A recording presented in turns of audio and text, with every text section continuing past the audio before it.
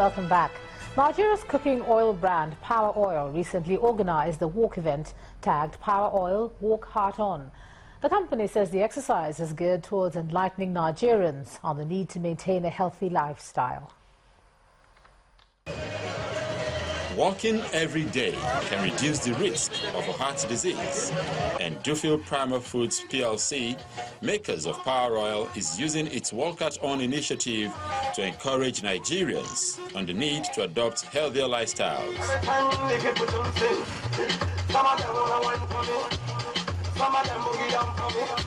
The exercise was preceded by an aerobics session, after which participants walked from the National Stadium Surulere to Ikwanri, through Costain and back to the National Stadium.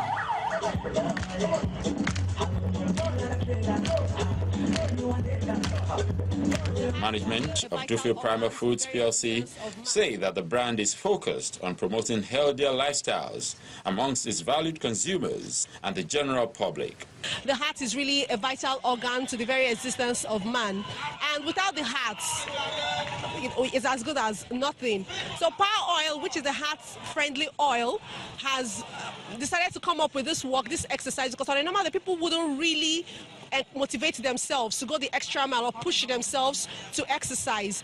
The company also underlines the need for people to pay closer attention to what they consume.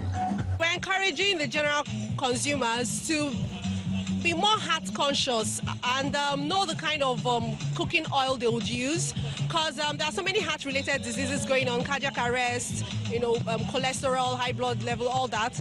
And as a brand, we're positioned to educate, motivate and encourage people to really be very conscious of the cooking oil they use, because it is really, really essential and vital to their health. Power Oil prides itself as a brand that is healthy to consume, and it's zero cholesterol, and that's a healthy aspect too. And we're also doing this as an initiative to talk about healthy living, encourage people to exercise and live better. And one of the ways to exercise easily is by walking. Over 500 people took part in this year's exercise, and Dufil Primer Foods PLC says this yearly event has come to stay.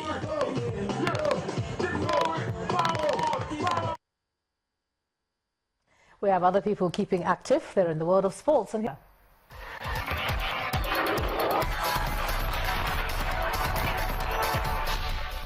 Well, thanks, Ijoma. Now, new champions have emerged in the male and female categories of the 18th Nestle Milo Secondary School Basketball Championship held in Asaba Delta State. In the male category, Osa Dennis Mixed Secondary School beat Government Secondary School Karo FCT by 57 to 49 points, while in the female final, Wesley Senior Girls Secondary School defeated St. Jude's Girls Secondary School Amarafa Bayelsa by 30 to 29 points. I want to hear the Milo. Pop, pop, pop, pop, pop, pop. One more time. Pop, pop, pop, pop, pop, pop. For the first time in its history, organizers of the Nestle Milo Basketball Championship are staging the national finals outside Lagos State. So, it was an exciting day at the Indoor Sports Hall in Asaba, the Delta State capital, which witnessed a large turnout of students from various schools across the country.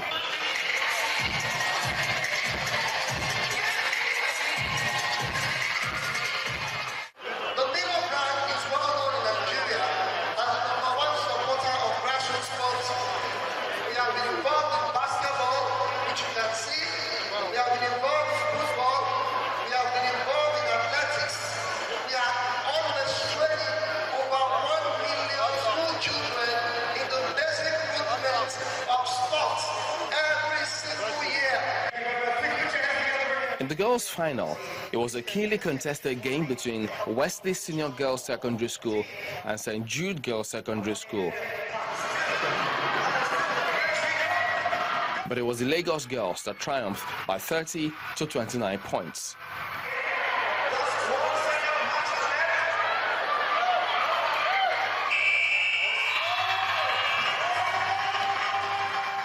The boys' game also witnessed exciting play between finalists from Delta and the FCT, with the host emerging victorious by 57 to 49 points.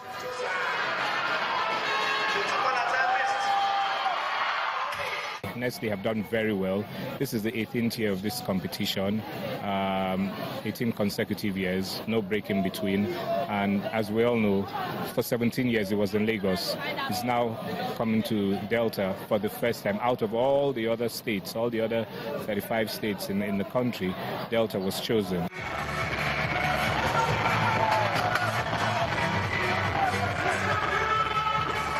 Those who were outstanding throughout the tournament were rewarded for their performances.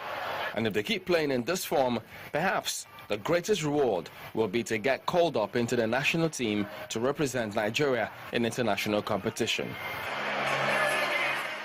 Better days ahead for Nigeria's basketball, but at the moment, Nigeria's senior women's basketball team this evening suffered an opening round defeat to Belarus, 60 points to 71.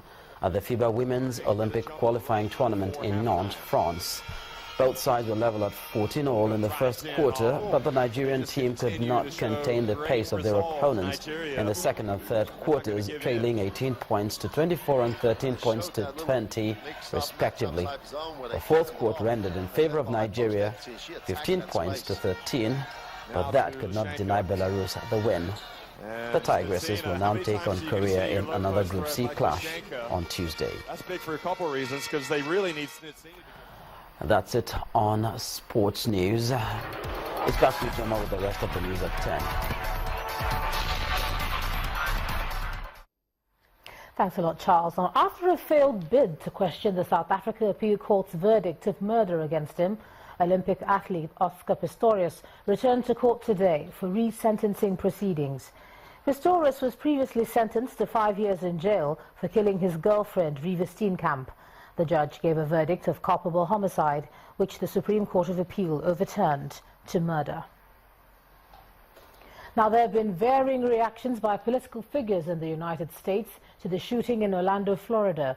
While U.S. President Barack Obama has said there's no clear evidence Omar Marteen was directed by Islamic State, Republican presidential contender Donald Trump has renewed his call for America to ban Muslims from entering the U.S. Here's Amarachi Ubani with more.